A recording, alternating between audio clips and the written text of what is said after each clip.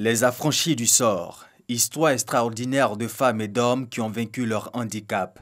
Dans son nouvel ouvrage, la journaliste Agnès Crédy recompose des destins parfois controversés, retrace le long chemin de 20 personnalités qui, malgré leur handicap, ont pu se tenir debout et imposer leur nom dans leurs domaines respectifs.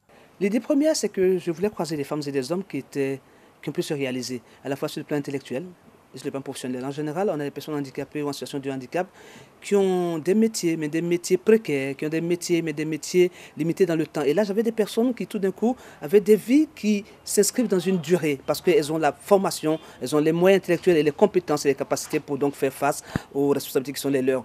Paru aux éditions Calcedra, Agnès Crédy veut, à travers ces histoires qu'elle compte, saluer le courage de ceux qui réussissent et changer le regard porté par la société sur ces personnes en situation de handicap.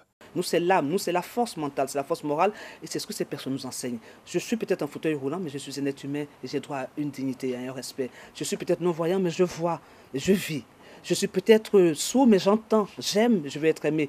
Ce sont ces messages d'amour qu'on doit partager. C'est aussi ne pas oublier que nous sommes tous, chacun d'entre nous, un handicapé en sursis.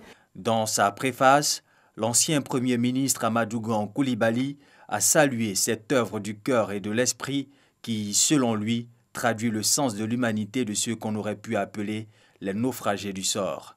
Des hommes et des femmes qui auraient pu renoncer à se battre, renoncer à tout, mais qui ont dit non à la résignation. De la lecture de ce livre, Les affranchis du sort, je retiens cette idée que l'auteur met en avant, l'humanité. Une humanité que dépeint bien la journaliste de talent Agnès Crédy. Cette humanité est faite de pans, de vie, de celles et ceux qui n'avaient a priori pour seule alternative de survie que d'être à la charge des autres. Handicapés dans la vie, ils ont décidé de ne pas être des handicapés de la vie.